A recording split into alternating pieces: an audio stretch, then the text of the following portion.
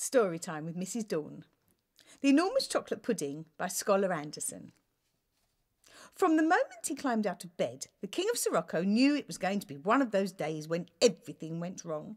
"I feel terrible," he groaned. "I can tell it's going to be a difficult day." The king stumbled down to breakfast to find indeed that nothing was right.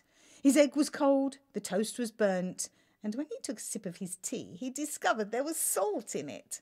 "What's wrong with you all today?" he shouted to his courtiers and servants. Not one was willing to reply. "Well," roared the king impatiently. At last the butler spoke up. "It's the enormous chocolate pudding, sir, in the garden. It seems to have upset everyone." "Enormous chocolate pudding in the garden? Don't talk such rubbish," exclaimed the king. But when the king went out onto his balcony, he found the view across the garden completely blocked by what looked remarkably like a chocolate pudding. Rushing downstairs, he cried, "There's an enormous chocolate pudding blocking my view. There's an enormous chocolate pudding where a pudding shouldn't be. Get rid of it." The king summoned the best cooks in the land. "You know all about puddings," he said. "There's an enormous pudding in the garden. Get rid of it, or I'll have your heads in stew." Trembling, the cooks set to work. Out came their bowls, out came their spoons, out came their ladles, and out came their scales. The cooks looked through all their cookery books, but could find no recipe for removing an enormous chocolate pudding. "Well," said the king. Only one cook dared to speak. "With all respect, and begging your pardon, your majesty," she stuttered, "we can cook things, but we can't uncook things once they're made. Perhaps the pudding belongs to a giant? Have you thought of asking a giant to remove it?" Immediately, the king summoned some neighbouring giants. "A pudding as large as this must belong to you," said the king. "Get rid of it, or I'll have your heads for footstools." Scratching their heads, the giants set to work. They rolled up their sleeves, they flexed their muscles, they did press-ups and warming-up jumps, they pushed and they pulled, they shouted "Heave-ho!" but they couldn't budge the pudding. "Well," said the king.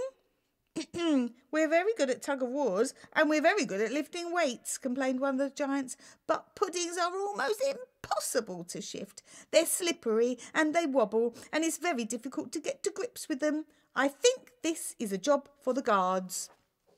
So the king summoned the guards. "Get rid of that pudding," said the king, "or I'll have your heads for cannonballs." Once, sire," said the captain of the guards. "We'll have it taken away before you can say hot chocolate sauce." So the captain shouted orders, the trumpets blew, the soldiers laid rails and brought engines, they harnessed horses, they fixed chains, but still the enormous chocolate pudding failed to move even an inch. "Well," said the king. By now he was purple in the face with fury. The captain clicked his heels and saluted. "I'm afraid this is not within our duty, sire. We cannot move an enormous chocolate pudding." The king was enraged. "I refuse to have an enormous chocolate pudding sitting in my garden a moment longer." And then he added in a small voice, "Can no one help?" Because he really was a very gentle man at heart. Suddenly, the court jester had a good idea. He whispered to the maid, who whispered to the gardener, who whispered it to the housekeeper, who whispered it to the captain of the guards, who whispered it to the queen, who whispered it to the butler, who whispered it to the king, who smiled for the first time that day and said, "What a brilliant suggestion! Why didn't we think of that before?" Guess what they did? They all sat down and ate the pudding. When there was no longer a spoonful of pudding left and the king had licked the last bit of chocolate from his moustache, he said, "That was a good idea of mine to eat the pudding. But of course, nobody's better at thinking ideas than me." The jester winked at the palace courtiers and servants and said, "I think it would be a good idea if we all crossed our fingers and wished that we get another pudding tomorrow." "Don't talk such rubbish," said the king, and taking the queen by the arm, led her back to the palace, but those watching very closely could see his very tightly crossed fingers behind his back. Good night.